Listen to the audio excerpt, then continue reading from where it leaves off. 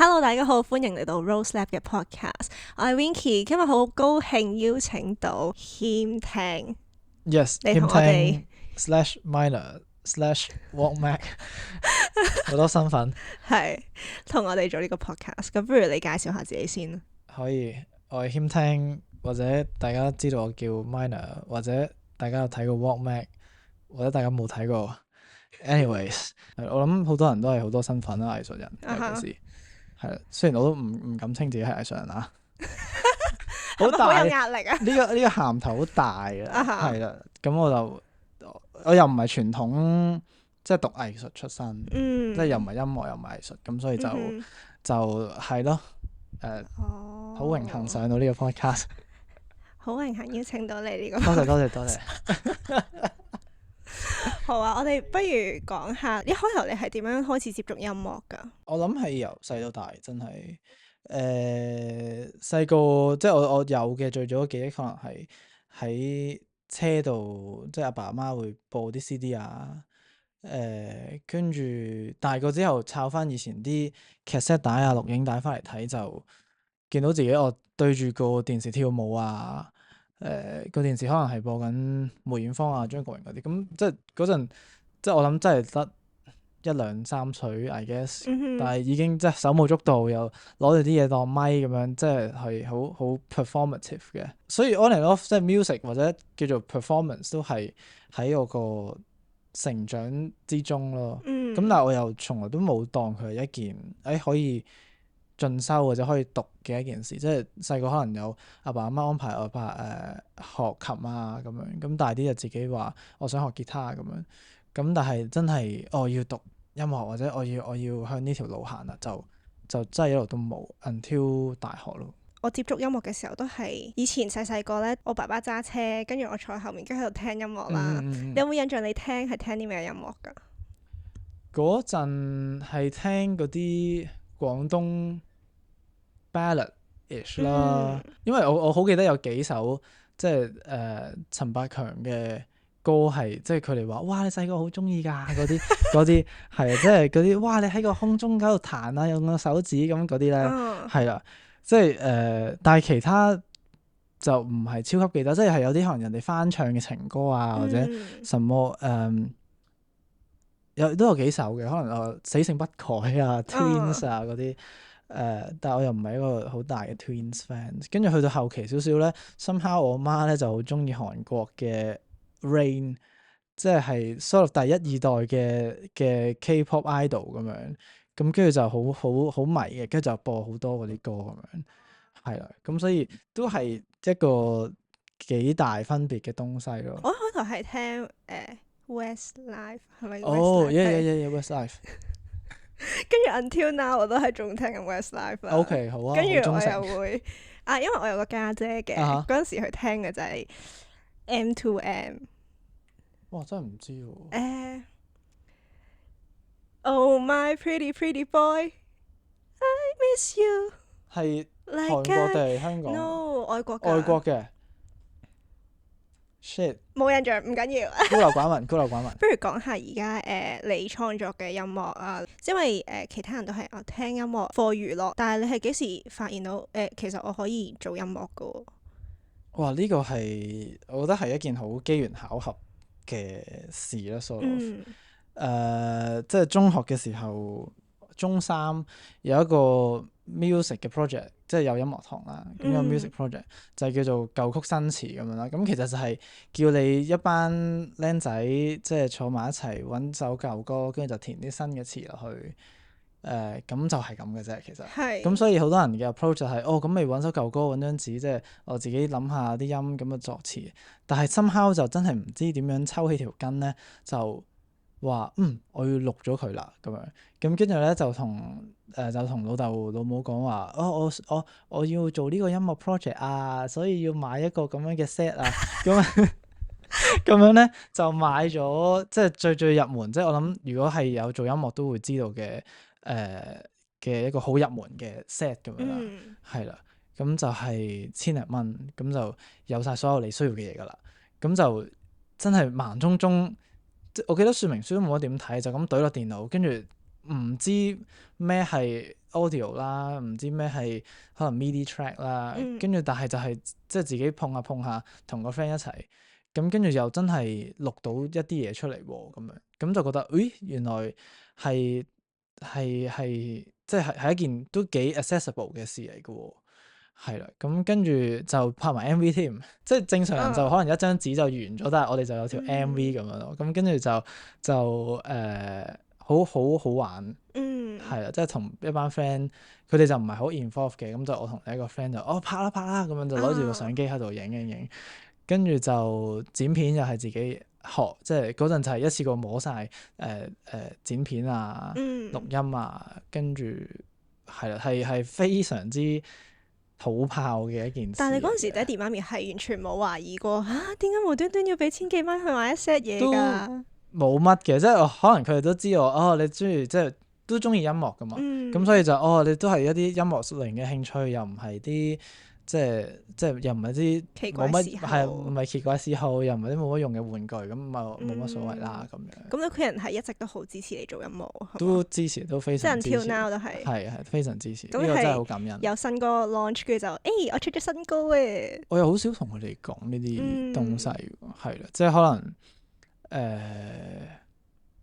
佢哋有 follow 嘅，佢哋有一路都有追蹤。即係悄悄追蹤係悄悄追蹤啲動向咁樣嘅，係啦，咁係咯，同埋因為我爹哋係 daddy， 即係我爸爸咧就係做髮型師嘅，係啦，咁所以即係以前有頭髮嘅時候，而家都有，而家短啲，係啊，而家短啲啫，即係以前多啲頭髮嘅時候，仲有得做造型嘅時候，咁就即係出 show 就同老豆講話，喂，我邊時邊後有個 show 啊，咁就叫佢請半日假，咁佢就過嚟幫我 set 頭，或者幫埋啲 bandmate 啊一齊 set 頭咁樣，咁就係咯，即係行動支持咯，即係就比較少話，喂，出咗新歌啦，你去聽啦咁嗰種。係你啱有講到話你出 show 啦，咁應該係你之前喺香港嘅時候嘅 show 啦，係啦。咁你哋 band 係有幾多人㗎？本身係2個嘅，就我去到中學完，跟住就過咗嚟英國讀大學，咁跟住就認識咗個 music partner 啦，咁即係佢叫 John 啦，咁同 John 認識咗之後就大家都有做音樂喎，咁不如就搞呢個 minor 嘅東西咁樣，係啦，咁就 until 即係一路 on and off 都唔係超級認真 until 佢 grad 咁就翻香港，咁佢就問。我翻講我唔會喺度留，即係我唔會喺英國等你1年，等到你畢業先搞呢件事㗎，即係佢有佢嘅 schedule 啦。咁所以我就即係咯 ，why not 咧？咁就一翻就翻咗去2年 gap year 啦，咁樣。但係佢本身係咪讀過音樂相關嘅啫？唔係，我哋都唔係音樂人嚟㗎，係我哋都係啲摸出嚟嘅啲理工男咯，咁講啦。佢早我1年畢業，咁就一齊翻咗香港，就即係真係 intensively 咁做，係啦。咁嗰陣膽粗粗就租咗個 studio 工廈咁樣，全天候都喺入邊㗎啦。係啦，咁跟住就做。嗰陣時我哋係可能每1個月1首歌，由頭到尾，即係由寫歌啦、錄音啦、production 啦，跟住 promote 啦、campaign 啦，到出晒之後，即係出嗰啲 reels 啊，或者嗰陣都冇 reels，即係出一啲 IG 嘅宣傳啊，係依家同人講啊，叫人聽啊，即係所有嘢都係自己一手包辦啦，即係我同我個 partner 咁樣，做咗半年之後，我自己就好 burn out 啦，係啦，我諗即係 writer's block 啊之類嘅東西，咁就係唔知呢個係咪之後都要咁樣嘅規模或者呢個模式去營運落去咧，或者呢個係咪我做音樂想要嘅事情咧？咁啲心底入邊即係未 settle 嘅問題就開始浮現出嚟啦，咁樣。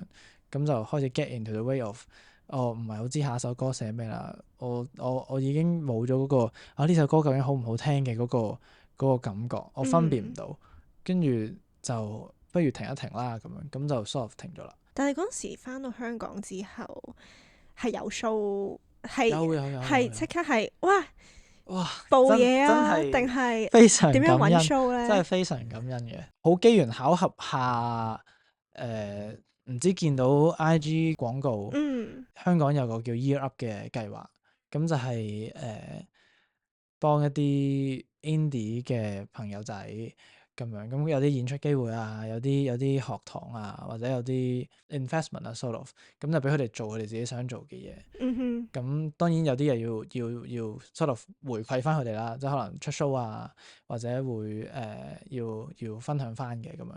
咁呢啲係一啲好好嘅 initiative for 即係我哋呢啲薯仔好細粒嘅啱啱 start 嘅人，就係原來有呢個渠道喎，咁就翻咗香港就有第一個 show 啦。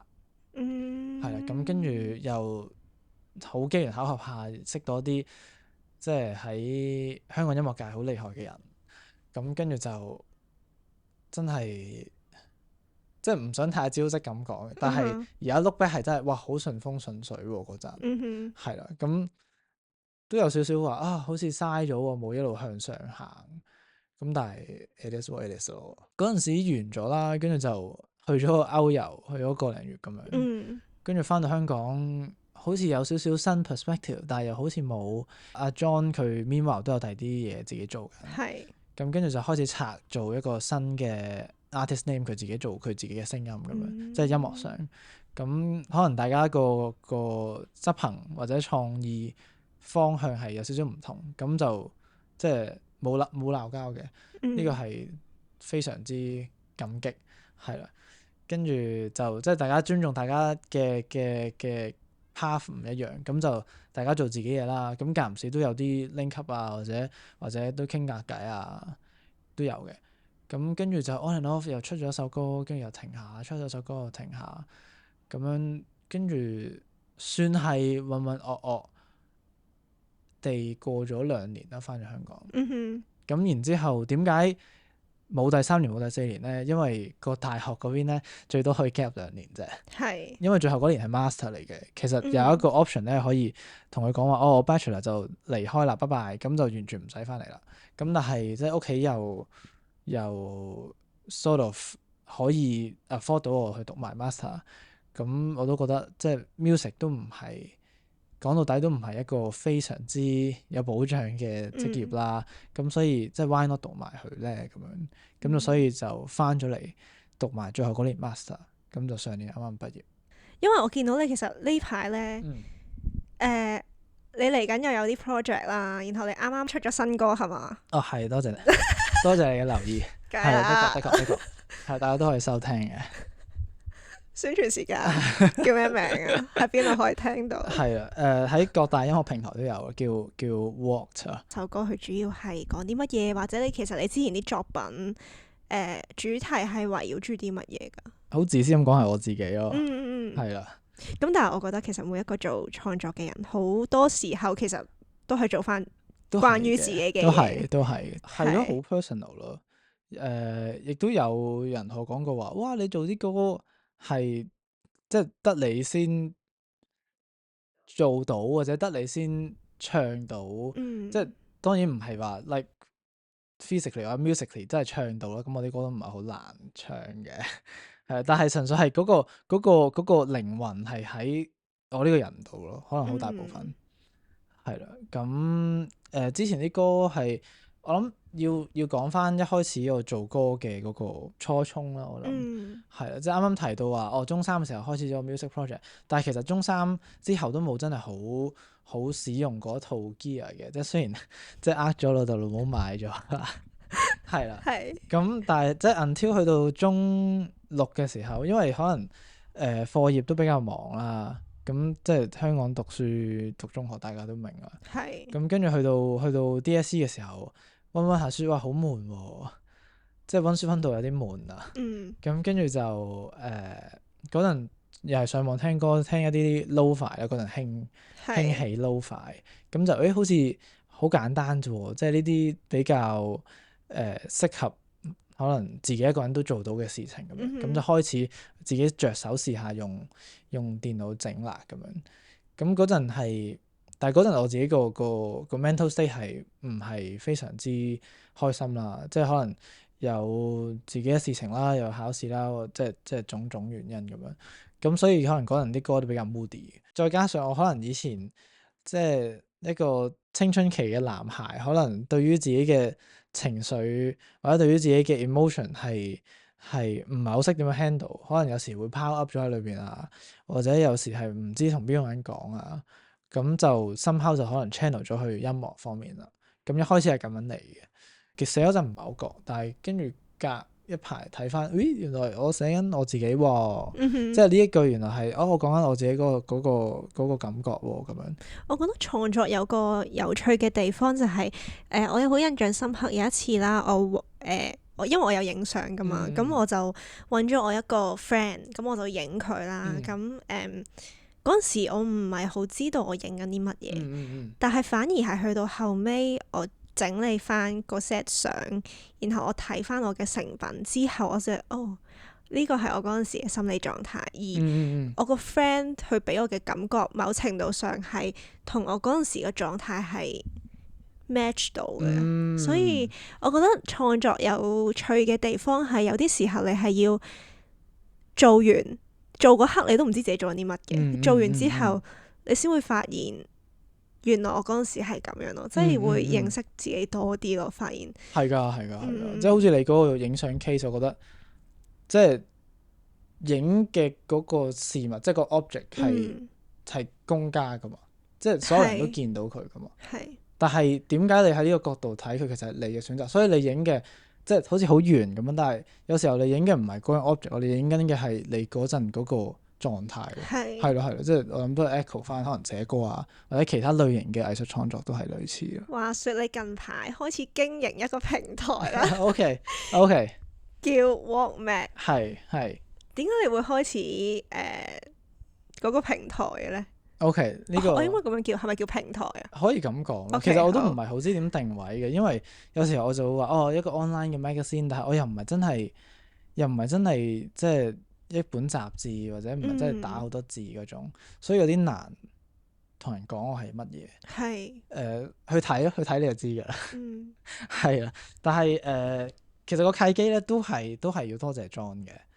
係啦，即係我諗我當面好少多謝佢，所以多謝你 John。你 send 俾佢睇我記住。OK send 俾 John 睇，因為我哋就冇 music 上嘅 collaboration 啦嗰陣。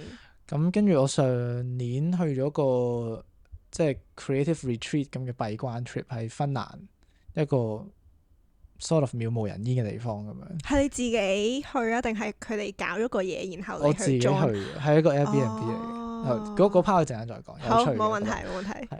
咁跟住就斷咗2個禮拜網啦，跟住有翻網嘅時候，佢就話：喂，我想搞一樣咁嘅嘢喎。跟住即係因為我喺做 minor 嘅時候都有做啲 graphics 啊，或者設計啊嗰啲類似。咁佢就話：喂，想揾個人幫我搞呢啲嘢喎。咁佢就 initiate 咗呢樣嘢。咁跟住行下，即係中間大家又互換下角色啊。咁跟住就去到而家就變咗一個咁樣嘅平台啦。咁樣就係一個 Walkmate。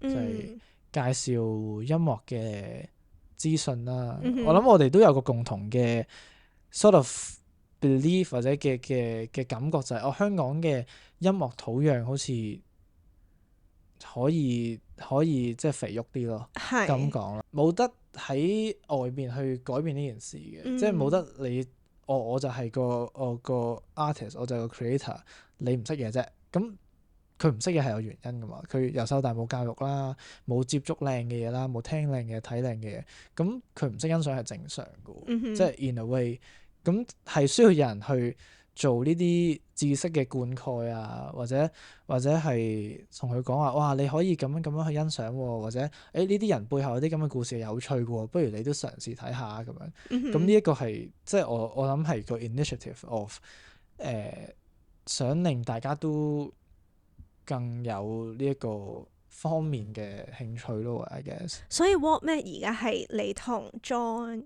2個人一齊去 run 呢件事嘅係嘛？佢甩咗手㗎啦，sorry。係啊，佢有好多其他 project 嘅 on his own。係啦，咁所以即係佢就係俾個 idea 我咯。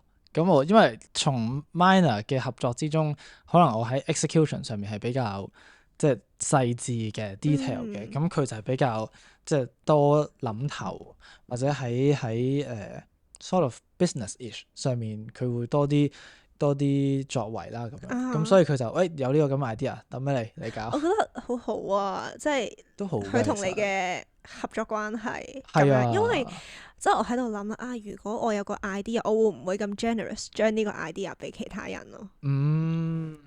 我諗曾經我都有咁樣即係呢啲諗法嘅，Uh-huh. 但係去到自己即係真係哇好多 project 喺身啊，跟住即係你真係分身唔到一啲 effort 去擺嗰個 idea 嘅話，咁不如就俾一啲即係你信任嘅人做，或者分享下，可能佢又有興趣喎，即係畫大餅。你覺得 artist 係咪要識做埋 marketing 啊？因為嗱，老實講係。Walkmate 嘅片咧，一開頭我冇 follow，我唔係 from 你嗰度睇到嘅，好似係演算法派俾我嘅。哇！好似係 God bless，好似係 God bless。所以我就哇，呢個係我係有興趣睇嘅嘢咯。其實我想知你第一次喺某個 feed 度見到一個熟悉嘅面孔，你有咩感受？即係咦，我個 friend 喎。我會好 proud of 我啲 friend 咯。OK，係啊，呢個都係我希望，即係我好中意將啲嘢唔講俾你聽先，咁樣都係自己發。我都係㗎，所以有陣時我有 show 我係唔會同人講，或者我輕輕係啦，喺 story po 完你嚟就嚟，唔嚟就算咁樣嘅，我會係咯，即係我希望有一日係喂我翻香港喎嗰幾日，跟住啲 friend 會話做咩翻嚟啊？我冇 world tour 啫嘛。哇！係，即係如果係咁就係哇正，好撚型。不過都要宣傳下嘅，即係而家呢個世代太多人做緊同你做類似嘅嘢啦，真係。我覺得要識 marketing，唔一定要識咯，但係要做咯 at least。即係起步點就係要做咯。因為我今日喺度諗咧，其實我好中意嘅好多 artist 咧，佢哋個樣貌啊，或者衣着啊，或者所有出嚟嘅東西可能都幾 consistent， 都係有諗過嘅，有度過嘅。我就喺度諗，其實係咪做一個 artist 係咪應該要 manage 埋自己點樣 present 出嚟咧？我覺得 in a way， 即係可能你做 artist 或者你做創作，你係 share 一個 world view 俾人睇，你係 share 你自己睇嘢嘅方法咁樣。咁但係如果我同人講話我啲歌好聽㗎，我啲歌係即係好 chill 啊，好繽紛㗎咁樣。咁但係如果我全日都係即係着得好頹嘅，或者個衣着係好唔 make sense 嘅，咁好似唔係好啱我個故事。有啲似即係譬如小說家即係創作一啲世界觀啊或者什麼，咁你問佢個主角着咩衫㗎平時？如果佢答你唔到咧，好似唔夠 solid 個故事。即係你係 present 緊一個完整嘅東西俾人哋，或者 even 係 invite 人哋進入你個世界。但係如果你個世界唔完整咧，你問佢喂，你着咩衫㗎？唔知喎，Uniqlo 咯。咁好似 Uniqlo 都係一個 style 都係嘅，都係即係或者你問魔界作者咁，佢着咩衫㗎？佢答你唔知喎，牛仔褲咯咁樣。咁個世界即刻冇咁吸引啦。即係就冇咗嗰件事咯，我覺得。所以我覺得係要做 marketing 咯。At least 係，即係可能你要諗下，你出嚟嗰個 image 同你想 convey 嗰樣嘢係要一致，係一唔一致嘅咧？係啦，即係好多人都會話，做音樂就做音樂啦，同嗰啲着衫啊咩，即係冇關係啦。我即係由頭夠面都可以做音樂，都可以好聽㗎咁樣。咁我唔否認嘅，但係我覺得呢個係做 artist 可能應該要有嘅堅持。係啦。自己咁樣俾個 task 嘅，因為頭先你有講 Uniqlo，我就即刻哇，我都係着 Uniqlo 咯。跟住我即刻諗，咦，我做嘅 art 同我着嘅衫係咪一致？都算係白。嗱呢件都 GU 嚟嘅，所以都冇乜資格講嘅其實。唔係配襯，睇下你點襯。係睇下你點襯，睇下你想 convey 啲咩都係嗰句。你頭先有講到話你個芬蘭嗰個 retreat 啦，係一個點樣嘅東西啊？嗰個係好神奇，我覺得。都係好感恩啊！係，我覺得 so far 呢個成個音樂 journey 都係感恩嘅，即係我都將呢個撥入去啦。咁個事緣咧就係大學最後 final 個考試，跟住就哇頭都爆啊，溫嗰啲 thermodynamics 啊，跟住之後係啦，係都係理工男嚟嘅。咁跟住哇頭都爆啦，真係搞唔掂啦！咁跟住就開個 Airbnb，跟住唔得啦，我就喺個 search bar 度 search piano，不限國家嘅。跟住就撳，跟住唔知頭嗰幾個，跟住有一個好大地方喎，即係有個好大嘅房，跟住有部三角琴喎，跟住幾有趣喎，跟住就 send 咗 message 話，喂，我係一個 producer，即係當係先啦，係啊，我有 producer 喎，咁我就帶啲 gear 嚟嘅，咁我都幾多嘢㗎，會錄音嘅可能，咁你 O 唔 OK 啊？咁佢就話 OK 啊，我哋有好多動物，即係你唔 mind 就 OK 㗎啦，咁樣，咁最後有好多動物，即係貓咁樣嗰啲啊？有雞啦嗰度，有貓同狗啦咁樣，係啦，咁最後turns out咧，因為我其實我唔知嗰度係邊度嚟嘅。即係你 until 呢段 conversation 係啊，我都唔係太知嗰度係邊度同埋點去嘅。跟住佢就話：你要喺Helsinki 即係個首都，搭4-5個鐘火車，再加可能半個鐘車路嘅一個地方，喺個森林入邊嘅一間舊小學改建而成嘅 Airbnb。而家嘅 Airbnb 已經唔係佢原本個 concept 噶啦嘛，即係你就係好似酒店咁啫嘛。但係即係最一開始就係有間房多咗，咁你租俾人咯咁樣。咁佢哋都係呢個形式嘅，咁都好少人入住嘅，因為佢哋嗰度真係山卡拉嚟嘅。跟住佢哋就哇，突然之間有咁嘅人喎，咁樣就 OK 啦。咁嗰段時間你係 for 自己去創作啊，定係睇下有咩嚟就嚟啦咁樣？係㗎。我嗰陣總共去咗21日，咁長係啊，真係閉關咯。OK，sort of 閉關咯。跟住完全冇掂過學術嘢嘅。考完試㗎啦，嗰陣係考完試係啦，係因為考試好 stress 要 book 定啦。跟住考完試，跟住就唔知6月尾咁就去咗。係啦，跟住嗰陣係帶咗電腦啦、錄音器材啦、相機啦，2-3-4部相機啦，可能帶咗畫筆啦、sketchbook 啦咁樣。咁跟住就係我即係特登就係同自己講話，你唔好 expect 去到會靈感爆棚，你唔好 expect 去到會寫好多歌或者做到好多嘢，但係你去咗先。係啦，咁跟住去到就發現冇 WiFi 嗰度，跟住仲好。係啦，幾 life changing 嘅覺得。係雖然有少少濫用呢個字，但係即係譬如第一日去到佢哋啲朋友去咗，咁都幾多人同埋幾多即係靚仔咁樣。咁第一日去到夜晚啦，跟住佢哋話：喂，我哋焗桑拿啦，你嚟唔嚟啊？跟住我就好咯咁樣，咁就去咗入去焗桑拿。但係芬蘭人傳統嘅桑拿係乜都唔着嘅。咁跟住就所以第一日就 sort of 即係大家肉帛相見。係啦。咁好彩我就近視都幾深嘅。係啦，咁就坐喺度咁啊焗桑拿啦，跟住佢哋就係傳統就焗完之後就淋啲冰水凍水咁樣。咁跟住嗰時係冬天定夏天？夏天嚟嘅。OK 好啦。係，但係啲水都好凍。跟住就佢話你淋唔淋啊？咁樣跟住就即係彈咗幾下，哇都好凍喎咁啊！但係即係心諗嚟都嚟到啦，就淋啦咁樣。咁就淋，跟住就好凍咁啊！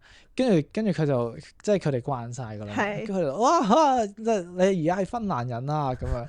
跟住即係第一下就係就好似去到一個好陌生嘅國家，然之後我就係一張白紙，但係 somehow 去到嗰度，我 feel like 我可以 open up to 接受所有嘢喎。係啦，即係可能一啲佢哋唔着衫嘅傳統，或者可能一啲我本身唔食嘅蔬菜啦，somehow 去到嗰度又 OK 喎。跟住可能有一啲生活習慣啊，或者呢啲東西去到嗰度好似其實生活唔係得一個樣，或者我咁耐以嚟嘅嗰個生活方式係得一款或者幾款，但係其實佢可以係好多可能性。係啦，咁呢個係完全跳出個框架 sort of 啦，亦都冇俾 expectation 之下嘅結果咯，可能係。係啦，跟住就好快同嗰個屋企人都 friend 咗啊，咁樣咁即係佢哋又話哇，即係好似 part of the family 咁樣，即係20幾日之後，佢哋英文又唔係太好，咁我芬蘭文就絕對唔識講啦。咁但係大家都溝通到，咁又講下啲宗教嘢啊，又講下即係對於生命嘅睇法啊。咁佢哋係嗰啲40頭嘅 sort of 父母輩啦咁樣。咁我覺得非常之 grateful 就係我用我自己嘅方式生活，我係絕對唔會遇到呢啲人嘅，同埋唔會遇到一啲人，而且生活咁耐，跟住去到一個位係可以講一啲即係 deep 少少嘅東西咁樣，係啦。咁但係哇，原來就係咁輕易嘅啫喎，其實即係你肯踏出嗰步，你肯除晒衫行入去個 sauna 嗰度，你肯接受唔同嘅文化，你已經可以改變好多嘢。因為我唔係好知芬蘭嘅文化嘅嘢，佢哋係有冇國教定係國教？定係或者係你嘅？我唔係好清楚喎。因為我講宗教啦，啱啱就係佢哋個 family 嘅結構好搞笑嘅，即係其實都唔係真係 family，因為佢哋嗰啲離婚率好高。咁所以其實個 host 咧就係一對 couple 咁樣啦，sort of。咁但係佢哋又有個小朋友嘅，咁佢哋各自同之前嘅婚姻亦都有啲小朋友係之前嘅咁樣，咁所以係一個好 complex 嘅係咯大集會咁嘅感覺咯，係啦。咁個女 host 咧就係芬蘭人，但係男 host 係伊朗人。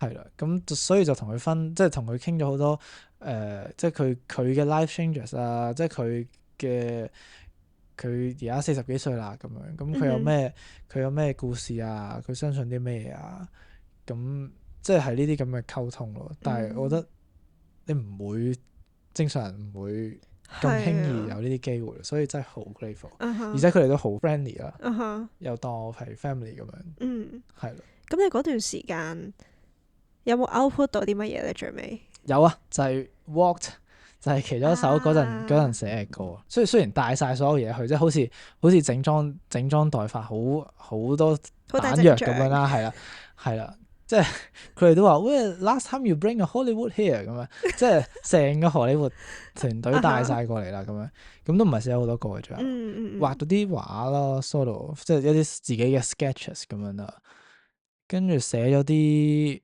寫嘢咯，我諗寫咗少少一啲 reflection 啊，或者自己諗法咁樣，係啦。我諗成件事其實好 meditative 嘅。你頭先咧話你 pack 晒你嗰啲裝備啊去嗰度，我突然間諗翻起你嗰陣時讀書嘅時候，你爸爸媽媽買俾你嘅第一舊裝備，係佢而家係仲存在噶嘛？存在喺香港嘅某櫃桶。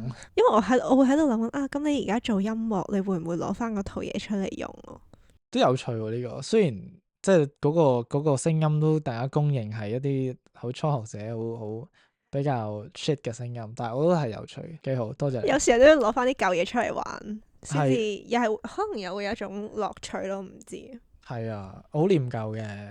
我諗讀咗大學咧，跟住就離開咗香港嘛，同屋企人遠咗咧，就會更加掛住啦。當然係。咁跟住就翻咗即係 on and off 讀書嘅時候翻去啦，跟住就喺啲櫃桶度摷咗一整盒 cassette 帶，跟住就我記得以前有播過嘅，好似，但係播嗰啲機都唔知去咗邊啦。咁就問人喂，有冇邊度可以揼翻啲帶出嚟啊？我想睇翻咩嚟喎？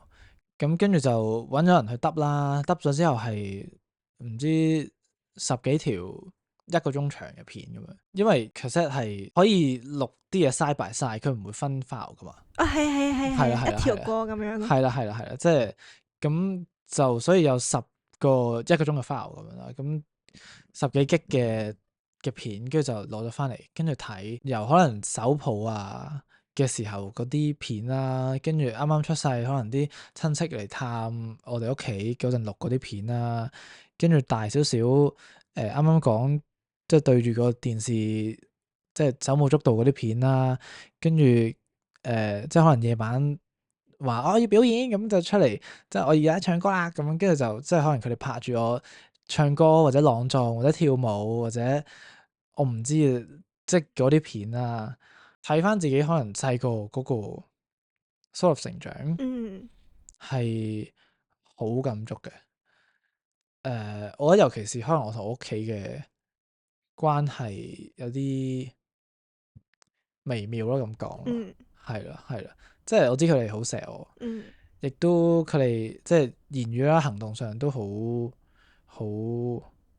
show 到 affection，即係好 show 到我成日講我愛你啊、擁抱啊、嗰啲東西嘅，即係唔太似好傳統嘅華人社會啦咁樣。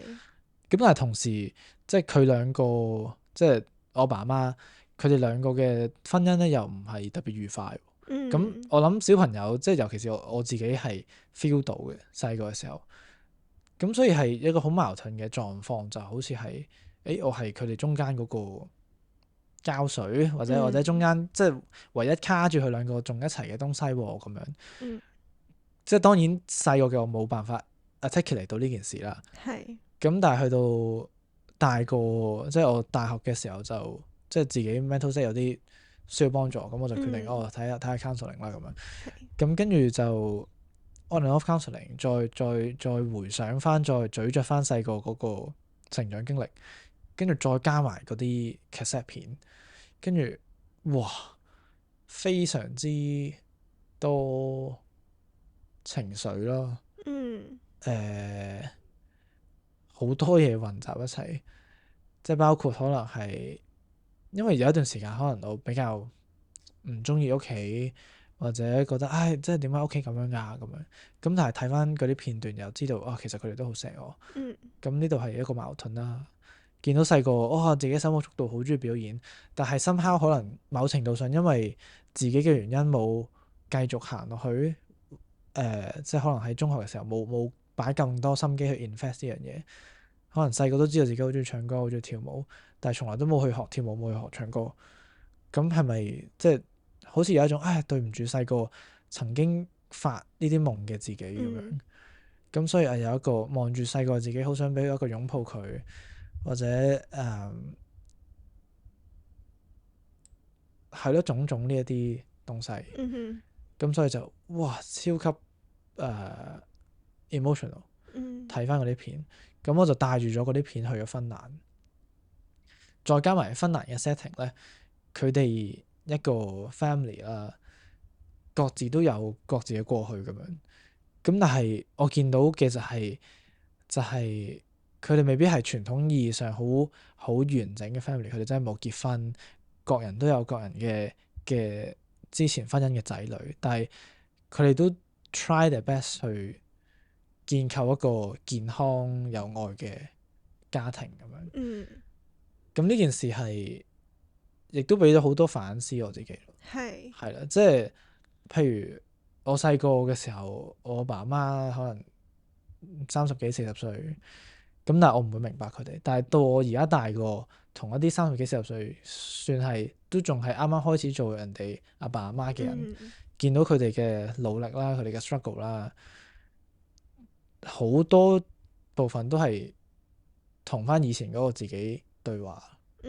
係啦，就俾咗啲新嘅 perspective 去睇，可能細個唔中意佢哋嘅部分，其實都係因為佢哋都係第一次做人父母啫。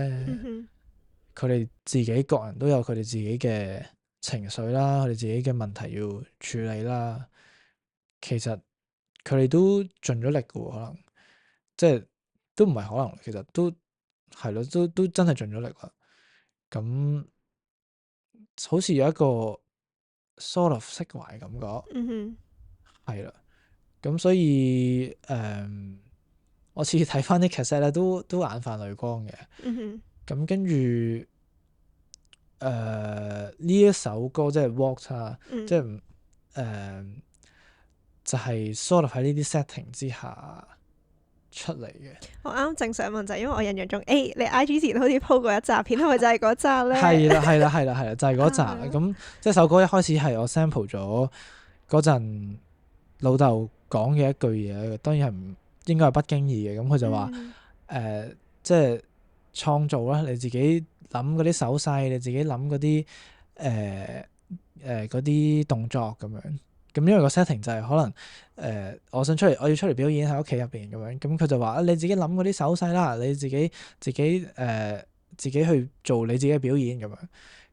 咁應該好不經意咁講，但係即係回頭睇翻，原來呢個創作或者對於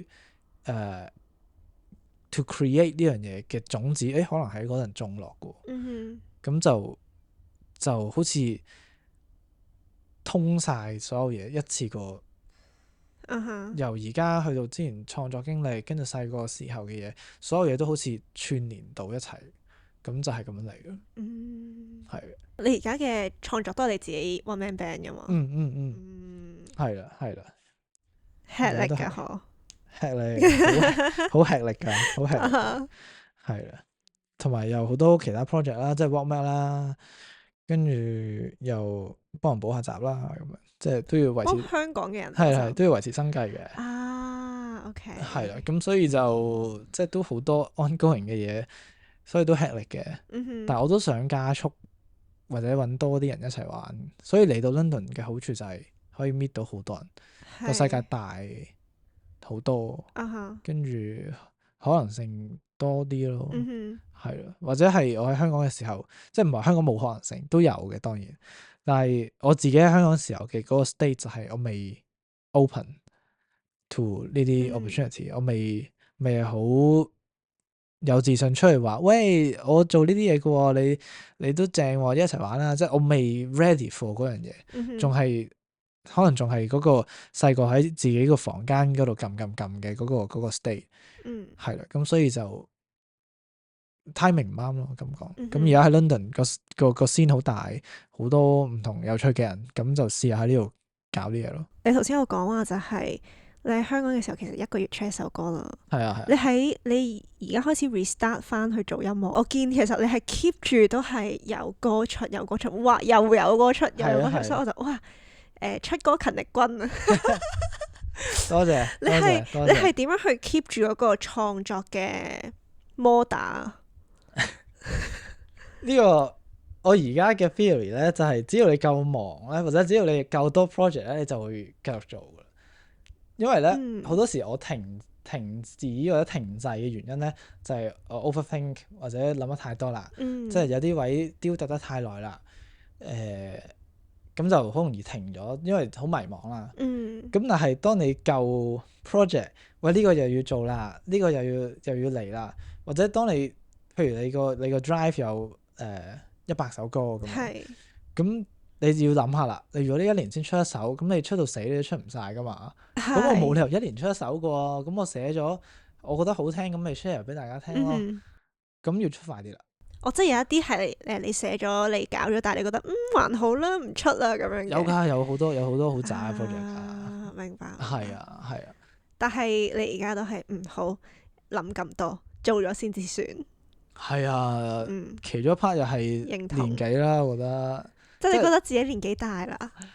唔係啊嘛，又唔係話年紀大嘅，但係即係 in a way 可能如果係做即係 sort of so called 賣樣嘅，或者係比較吸引到年輕聽眾嘅，偶像型多啲嘅，咁講啦，偶像型多啲嘅，咁係越年輕越好啦。當然係啦，或者越年輕越有多啲嗰種 exposure，你喺嗰個即係 sort of 鎂光燈下，咁你越適應到嗰件事啦。如果你30歲先係好出名，而且做嗰啲傳統明星嘅，咁係比較難嘅呢件事。係啦，咁當然偶像型而家即係應該都唔係我應該走嘅路啦，咁樣。咁但係實力派，但係 at the end of the day 就係可以咁講咯，即係先想做嘅有好多咯。我唔覺得做得晒咯，所以就要快啲手咯。其實我有個問題，我係一直想問嘅就係，要學識寫歌係唔係要學樂理 ？Yes， 係咪要學樂理咧？其實唔使學樂理，係㗎，係可以咁講，即係我諗，如果出咗呢個唔使學樂理，可能下面有好多 comment 話，呢度有戇鳩啊咁係啊，即係你唔怪之你呢個唔好聽啦咁樣，即係係咪靠呢個天生？我覺得係想像力咯，即係如果好 technical 咁講咧，樂理係一個框架啫，即係你知道條框喺邊，咁你先知道點樣 break 佢嘅，咁所以，但係咪一定要 break 佢先係好作品都唔一定嘅。係啦，咁所以我覺得好多面向嘅，即係唔一定話哦，你一定要學咗樂理先，學咗琴先，即係做5萬樣嘢 prep，咁我先可以開始我嘅創作啦。No，而家就即刻去做，而家就攞本書出嚟寫低你嗰啲 idea，或者攞個電話錄低你嗰啲哼歌又好，一兩個 phrase 又好，係咯，即係唔好咁怕醜咯。我覺得我自己以前都係啦，香港好多人都係啊，為咩啫？或者啊，好似錯喎，好似唔好聽喎咁樣。係，我覺得香港個社會俾我聽就係啊，你一定要做得好，你先至可以俾人睇，你唔可以俾人睇得唔好嘅嘢咁樣咯。係啦，我覺得係文化教育咯，但係唔係㗎，個世界唔係咁㗎，即係世界唔係個世界可以唔係咁㗎。I mean who am I to say that 個世界係點啫？但係佢可以唔係咁咯。A part of 我自己做緊嘅嘢，我諗貫穿嘅都係我想希望 inspire 到人哋咯。係啦，咁所以 that's why 咁長氣啦，希望俾到 inspiration 啦。因為我自己係傳統學校出嚟，我身邊好多人都係，或者可能佢哋個腦海入邊係有自己想做嘅東西，但係純粹就係我由細到大耳濡目染，就係我呢個就我要行嘅路啦咁樣。咁但係好多人去到嗰啲位，30-40歲就會中年危機啦，我其實有好多夢想未去做喎，但係而家已經生咗仔啦咁樣。其實可以唔係咁噶嘛，即係我覺得而家近呢幾年香港嗰個生活嘅面貌係闊咗啲啲嘅，係啦。咁但係我覺得可以再闊啲咯，即係係咯，都買唔到樓噶啦。即係你想做咩就去做啦，係啊，所以係咯，去做啦，do whatever 啦，唔好驚柒咯。香港人好驚柒，係啊，我抨擊僾撚文化，即係我覺得擁抱咯，即係成日話人係僾撚，即係我有時都會嘅，即係有時覺得哇呢個人都幾僾喎。唔係咁，有啲人真係嘛，係啦，但係我覺得個核心就係你話人係僾嘅同時，你都要擁抱自己有時都僾咯。咁你擁抱自己有時僾嘅時候，你就唔好怕去做自己想做嘅事情咯。即係好多人話去嗰度影個相都覺得唔好啦，即係好怕醜啊咁樣。咁佢哋係驚俾人話啫。咁但係你自己都話緊人嘅時候，咁你就唔好驚俾人話啦。過到嚟英國之後，我係會更加明白到嗰種你想做你就做啦。其實同埋英國呢度冇人理你㗎，你做咩？係啊。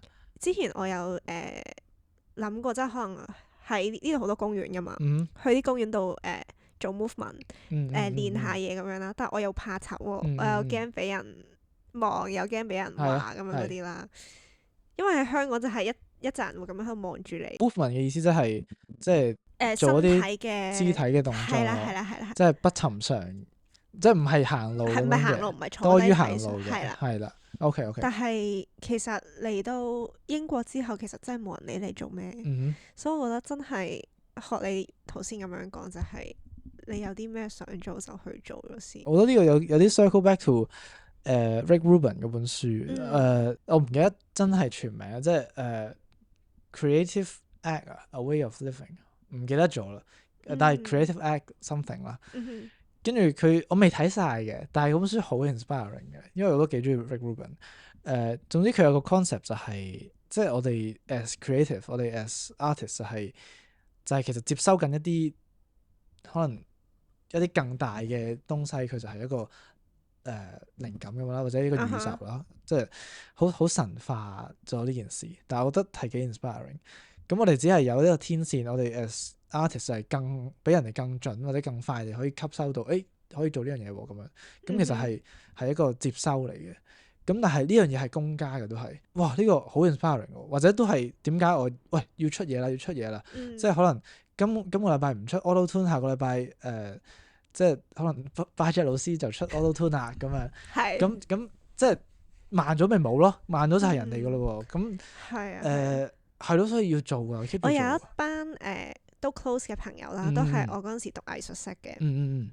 咁曾經有講過一樣嘢，就係早知我嗰陣時做呢樣嘢啦，而家有其他人做緊。但係其實我而家睇到 A 做緊，但係其實可能10年前 B、C、D 已經做緊。即係我意思係，可能你而家做嘅嘢，你覺得係新的東西，然後你係第一個發表，但係其實有啲嘢係人哋好耐之前已經做，只係你冇發現。所以我認同你頭先講嗰個公家的東西。係啊係啊，同埋有陣時我覺得你唔一定要做第一或者唯一嗰個係做呢個都係，呢個都係，係啊係啊，係即係唔好追求原創，冇原創喎呢個世界。我認同啊。係啊，呢個亦都係最近嘅一啲諗法啦，即係所有嘢都係對於之前出現過嘅 reinterpretation 咯，即係睇你點樣重新演繹啦，同埋延伸。係啊係啊係啊，即係今日又係咁啱睇到 YouTube 一個 comment 就係佢講拍戲，咁佢就話唔係關於套戲講乜，係你點樣講套戲關於啲乜嘢，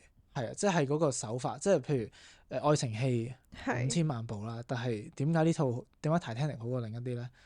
佢講嗰個手法或者佢個敘事方法，佢個角度，佢有佢自己嘅特別嘅一套，所以佢有佢嘅地位咯，喺呢一個公家嘅宇宙之中，佢攞到一個特別喎，呢個真係，咁就係咁啫嘛。我分享少少嘢，關於音樂嘅都算係。咁話說咧，我細個嘅時候啦，有個鄰居，我哋就唔知點解咧，有一排係喂，我哋好想一齊作歌啊咁樣啦，跟住就嗰時真係好細個，我諗可能小二、小三咁樣啦。跟住咧係，我哋就喺度爭論緊，究竟係有曲先啦，定係有詞先？OK。你有冇發現你自己本身做音樂嗰個次序係點樣嘅咧？冇噶，即係有啲情況係有一個 phrase 可能喺 I don't know， 可能喺一個電影度聽到一個 phrase， 跟住佢喺個腦度好耐，跟住有呢個旋律喎，即係變咗個旋律啦，字變咗旋律，或者調翻轉係可能唔知寫咩喎，即係揾下啲 chord loop 住聽下先啦 ，feel 下先啦，跟住突然之間個歌詞出咗嚟，即係可以好多方向。類似可能係問你編舞係編手先定腳先，唔知嘅啱就去㗎嘛。係啊。呢個我就 OK，我明啦，我 relate 到啦，你咁樣講就係啦。我諗好多人都會諗個歌先定詞先，呢個可能係我唔知啊，可能香港嘅流行曲好着重詞，所以大家會好想知道，因為我覺得啲詞好靚喎，係點樣安到落去咧？即係好多時候，如果係有填詞人嘅，咁就係佢哋真係好厲害地將一啲意境、將一啲意思用好少嘅字，亦都係廣東話即係 sort of 博大精深嘅位，就係佢好短，但係可以有好多幻想空間咁樣。係啦，咁佢哋係非常厲害。你啱講廣東話，我發現你頭先上嚟之前，我喺度睇，你啲歌全部都係英文嚟㗎，原來你有冇諗過寫廣東話歌？有一首有廣東話嘅 rap 喺入邊嘅，即係有個 rapper。廣東話歌，我覺得都好多人問過呢個問題，但係我都會講話即係英文講情緒或者英文填詞易啲，或者係有少少創作上嘅分別，就係廣東話嘅即係粒粒字咁樣啦。咁但係 VS 係英文係可以比較 continuous 係啦，咁所以寫旋律上係會有啲分別嘅。而且另一個因素就係可能以前即係寫歌係為咗 channel 好多自己嘢嘅時候咧，係廣東話太赤裸啦，太 close to 自己啦，好唔 comfortable。即係可能我好唔開心，我就唔通寫眼淚掉下來咁樣，哇好赤裸，好肉痹喎，即係我自己接受唔到咯。同埋我覺得即係點解可能廣東話歌好多都係有個人寫曲，有個人寫詞，因為其實係有佢難度嘅，即係要填得好有意思又靚，跟住又啱音，係需要一定功力嘅。而我未到啦，當然係啦，咁所以係咯，英文咯。你覺得有邊個 artist 係最 inspire 到你嘅？Off my head 我多數都會講 Tyler the Creator 嘅，係啦，即係佢係一個美國嘅黑人 rapper 咁樣啦，咁但係 more than a rapper 咯，即係佢一開始係做 rap 出嚟嘅 sort of，咁跟住又唔知同啲 friend 一齊組咗個 creative 嘅 group 咁樣叫 Odd Future，咁入邊有 rapper 啦，有 producer 啦，有 graphic designer 啦，即係真係一堆 creative 走埋一齊，跟住就又拍咗啲搞笑影片，即係有啲 offensive 嘅，跟住但係佢哋就係完全地做自己嘢。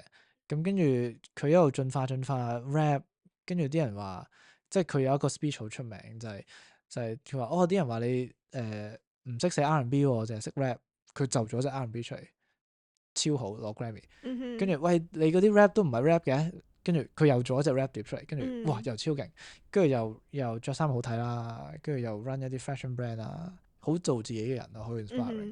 仲有好多其他 inspiration 嘅，但係我諗最大嗰個即係 top of my head 就係佢咯。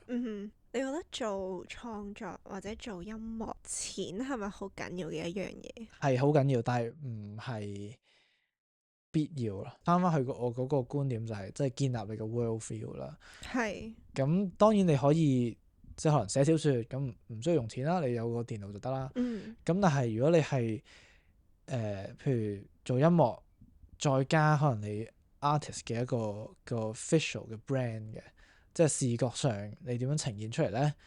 咁視覺係好需要錢噶嘛？認同啊。係啦，即係譬如拍 MV 就係最燒錢啦，當然。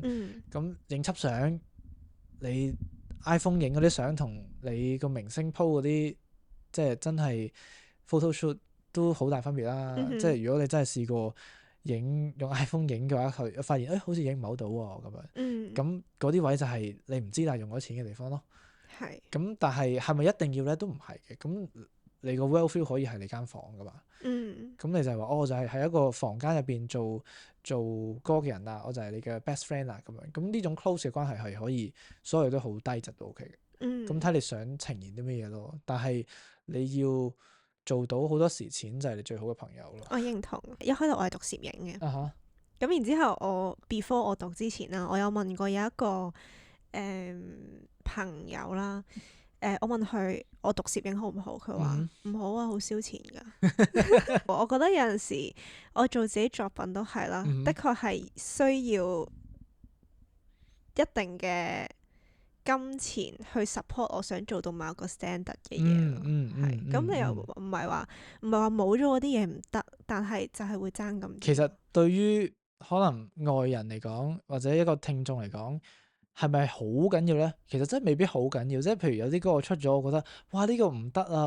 我吉他錄得好差，但係佢哋覺得唔係 OK，即係對於佢哋嚟講其實係冇關係嘅。但係你係創作嗰個人，你追求緊嗰樣嘢未到就係未到咯。可能金錢上或者嗰個 gear 上係爭10% 嘅啫，但係因為你到咗嗰個位，你個心境而家係我要嗰樣嘢啦。你個 mental state 連帶你創作嗰樣嘢可能加50%，呢個係 kickstart 或者創作嘅部分啦，即係關於錢。但係即係想補充嘅都係，即係個健康嘅創作嘅經營都係需要錢嘅流動。即係好多時啲人就話：喂，你而家賺到錢啦！但係係啊，即係我唔賺錢點繼續搞啊？啱啊，係咪先？即係如果你想我永遠都係揾唔到錢嘅。咁嗰啲唔係叫做藝術喎，嗰啲叫做乞衣喎，係啦，咁唔合理噶嘛成件事。即係你譬如一個經濟，你一個社會嘅經濟，你都要越滾越大，越嚟越蓬勃啊，咁先好噶嘛。咁點解去到做藝術嘅時候，要越做越窮先係好嘅咧？咁唔 make sense。去到打擊呢個歪風。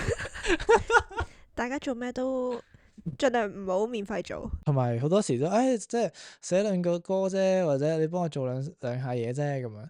即係或者啲 designer 即係成日都會遇到改兩隻字啫，咁唔係改兩隻字就淨係改兩隻字啊嘛。係啊，呢個唔知講唔講得，但係咧我有個錄咗先咯，梗係啦，咪做緊咯，所以我有個朋友啦，我諗佢應該係而家暫時做嘅寫詞偏多啦。咁然後有一次咧就有個人就揾俾咗首曲佢，咁佢就填詞。咁然之後。OK， 懟咗俾人哋啦，人哋即係來回咗幾次噶啦，咁但係每一次都係老馮要人去做咁樣咯，但係其實件事係冇錢收嘅完全，跟住係咯，咁我覺得呢啲位就係冇下次咯，所以我 friend 就我覺得 thank God 我都冇遇到呢啲狀況，但係I guess身邊唔多唔少都會聽到呢啲故事咯。係啊，即係唔係免費嘅咯呢樣嘢。咁我哋差唔多啦，完之前我想問一樣嘢，你嚟緊好似都好密集下喎，你啲 schedule。有都啲咩係嘅，都搞咧係。嚟緊？